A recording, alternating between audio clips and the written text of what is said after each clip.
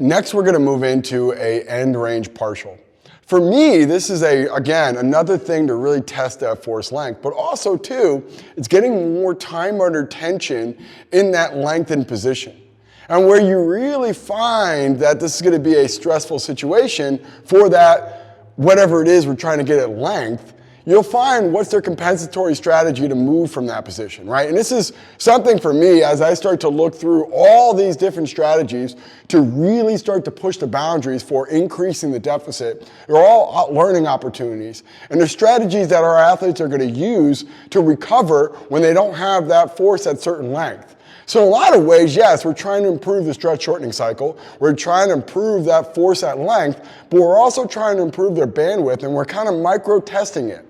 We have an incubator or a testing site where we can look at what would they do if they were at length and having to maintain that length and position and trying to overcome that, right? And one of the things that I like to see is, again, where do they shift their center of mass trying to overcome certain positions, and especially as we start to stress it.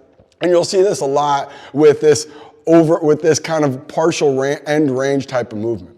So we're going to shift gears from this like snatch grip RDL or snatch grip deadlift or a hang snatch into more of a back squat position. And one of the things that you'll find is that certain exercises are probably just a little bit more transferable, and you can keep kind of a consistent theme. So I can go an end range partial here with a quarter rep at the bottom of a heels elevated squat. I can do the same thing in the bottom of an RDL. I can do the same thing on a split squat. I can do a lot of these variations there, but the key is where do you think you're going to have the most success, and challenge that movement pattern to try to get the most from it. So we're going to move into now a heels elevated end range partial, aka a quarter rep, and then we're going to do that for a couple reps. Now, one of the keys that I like to precede this with is making this more eccentric by adding in an eccentric as I go down.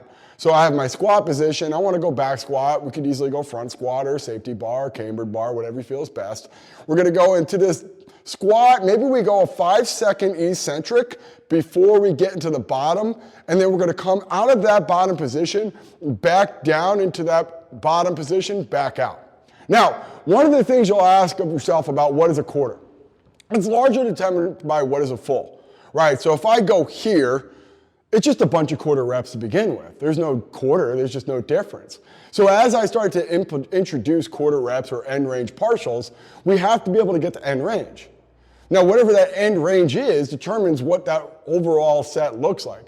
If I do what we call a half squat of getting parallel, your partials just look like a bunch of half squats. So we kind of need to precede that with this traditional full squat, meaning my hamstrings are getting down to the calf and I'm coming out of the bottom position up to that half squat and then back down.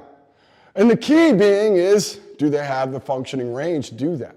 You know, we need to have that preceding range of motion. And this stuff we're talking about from when we're evaluating people who are going to be successful with a increase in the deficit-like program is, do they have the movement patterns to begin with?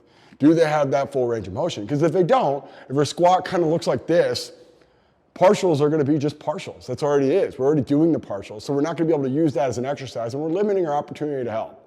So we got to think about this. We got to think about, before I start to introduce something like an end range partial or quarter rep out of the bottom position, do they have the full movement to begin with? So I'm in the bottom. I'm thinking, what is my strategy from here? Partial rep. Do I need to now shift my butt back and turn this into a good morning? Again, what is my functional length or my functional range in that squat position? And a lot of times we see this with this very ectomorph body type. They can get down comfortably, but when they're trying to recover, they have to shift their center of mass and push their butt back and recover that way. And we talked about this with our body types.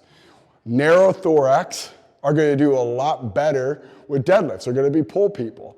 And one of the things that we want to really challenge here is putting them in a position, getting that pelvis in a position where they have to get out of the anterior tilt in a more neutral position, and they go down to the squat, and you're thinking knuckles go straight up to the sky.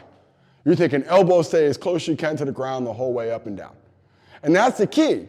We're trying to give cues, we're trying to give exercises, we're trying to challenge increasing the deficit as much as possible, but being aware of the archetype we're dealing with. And that's the key. We're thinking ectomorph, narrow thorax, maybe narrow pelvis. They're going to be really efficient. We're going to have a really fast drop of fluids coming from the thorax down to the pelvis, but that comes with some sort of compromise strategy when we're trying to recover from the bottom of a squat, especially if we don't have the functional length of our quadricep tissue. And that's as we're looking through something like a quarter. We might do a split squat. We're trying to come out of the bottom position, bring that hamstring to the calf, get out of there and come back. What is their strategy? Does butt go back and do they dump their torso? We are now finding ways to increase the stress of that area, testing it, and thinking about what is their strategy. And what do they do when they're accelerating? They kind of push their butt back and then have to force to stand up. This is something that we see quite a bit, and they get to this high-end mechanics, and they're forced to maintain front-side mechanics or top-end speed longer, and their acceleration suffers because of it. It's not saying we're trying to increase the deficit, we're just trying to increase their function through various positions to transfer to what we really want to do, of running faster, changing direction more efficiently, so we have better products on the field.